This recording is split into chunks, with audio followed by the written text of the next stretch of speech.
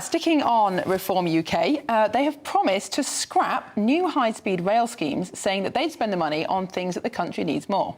One of those things they're calling what they're calling the Northern Powerhouse Rail, which would build a new rail line between Liverpool and Manchester. But Manchester City Council leader Bev Craig has criticised the plans, saying that they sell the city and the region short. The report was written by senior fellow at the Policy Exchange, Andrew Gilligan, who was once an advisor to Boris Johnson and joins us now. So, Andrew, is it really true? There's some extraordinary nuggets in your report. Some of these journeys would be slower, despite all the billions that these new links are going to cost, than they are today.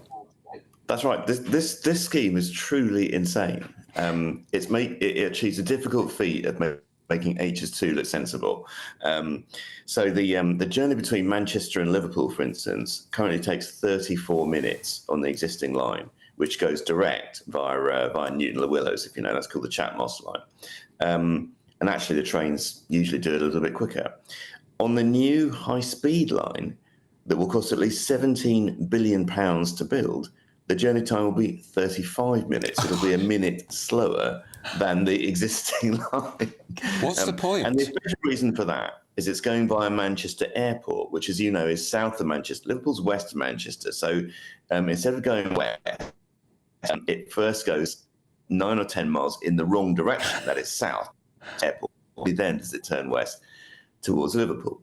And that's the official reason. But I'm afraid the so-called Manchester Airport station on this same scheme isn't going to be at the airport. It's going to be a mile away from the airport, and you'll have to take a bus to get to the airport.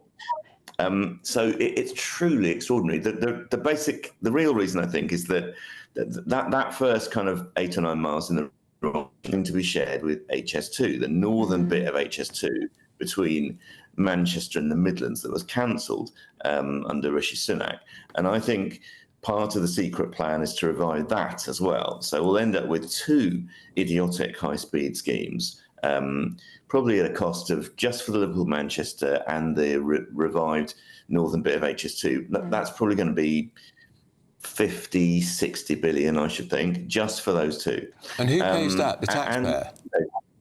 Yeah, the taxpayer. The taxpayer, was already running out of money.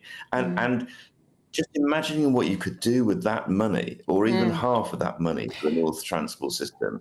Well, yes, I mean, Andrew, I used to be a Northern MP, and people were absolutely fed up of all the money being spent on London and the South East on transport, which, of course, is needed. But what we wanted up north was buses and shorter rail links. Do you think the money should be spent on that instead?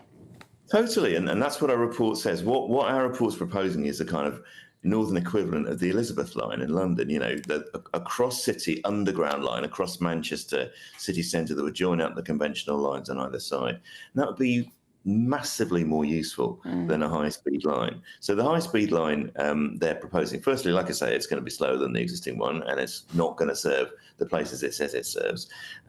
It's also going to only have 8 trains an hour. The Elizabeth line for the north could have 30 trains an hour, like London's, and it would link up not just Liverpool, Warrington, Manchester Airport, and Manchester, but it would link up like about 80 towns and cities on either side of Manchester. So literally like Bolton, Blackpool, Preston, Wigan, as well as Warrington and Manchester and Liverpool. And on the eastern side, you'd go out to Yorkshire, you go to like Halifax, Bradford, Huddersfield, Leeds, Sheffield, all these places that all be on the Elizabeth line of the north. And that's what the north needs. That's what the southeast has got. It's got a kind of dense network of conventional, fairly low and medium speed services, because the distances are pretty short. That's the other thing about building high speed in the north. The distances between the cities are pretty short. So Liverpool to Manchester, if you go direct, is only 31 miles. A train is not like a high-speed train is not like a car. It can't like accelerate in like a minute or something and then slow down. It takes a while to get up to the top speed. So basically,